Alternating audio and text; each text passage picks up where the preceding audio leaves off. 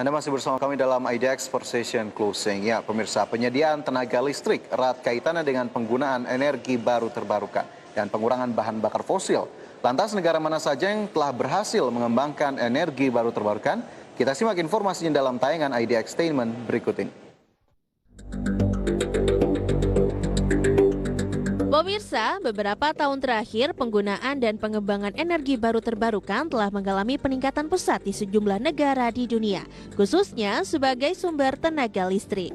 Jika pada mulanya energi baru terbarukan banyak diwujudkan dalam bentuk pemanfaatan hydropower, maka dalam 2 dekade terakhir penggunaan energi baru terbarukan atau EBT lainnya seperti solar power atau tenaga matahari, wind power atau tenaga angin, dan juga biomasa telah menjadi primadona untuk dikembangkan menjadi pilihan sumber energi listrik setiap negara.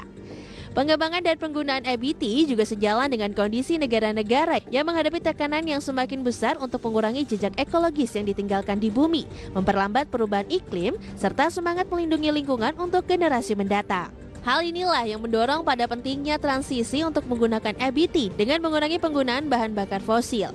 Lembaga Preset Corporate The Market yang berkedudukan di London, Inggris, telah menganalisa konsumsi energi di 21 negara untuk mengungkapkan negara mana yang telah banyak menggunakan sumber EBT dalam total konsumsi energinya.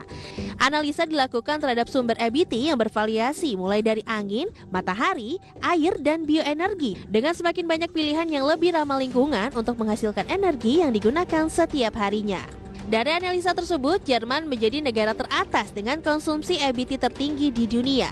Jumlah penggunaan EBT di negara beribu kota Berlin tersebut mencapai 12,74% dari total penggunaan energinya.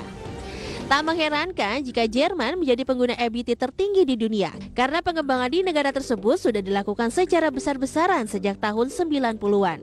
Jerman menargetkan paling lambat pada tahun 2050 minimal 80% pengadaan listrik dan 60% penyediaan energi di seluruh Jerman sudah menggunakan energi baru terbarukan. Saat ini, Jerman melakukan revolusi energi yang bertujuan mengganti bahan bakar fosilnya dengan angin dan matahari. Kedua sumber EBT ini direkomendasikan oleh para pakar agar setiap negara untuk mengadopsinya guna menghindari bencana iklim di seluruh dunia.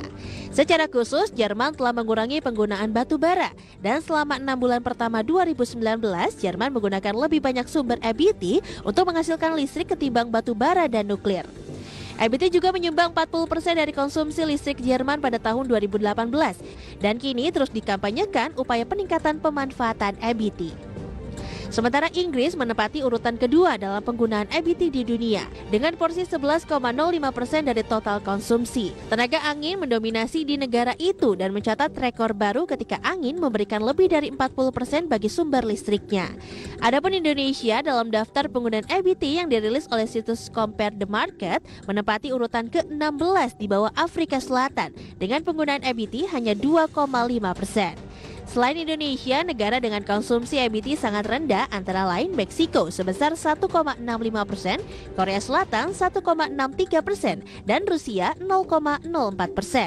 Nah pemirsa, demikianlah informasi yang dapat kami sajikan dalam IDX Statement edisi kali ini. Semoga apa yang kami sampaikan dapat bermanfaat bagi Anda. Sampai jumpa dalam IDX Statement berikutnya. Berbagai sumber, IDX Channel. Session Closing akan segera kembali usai jeda. Tetaplah bersama kami.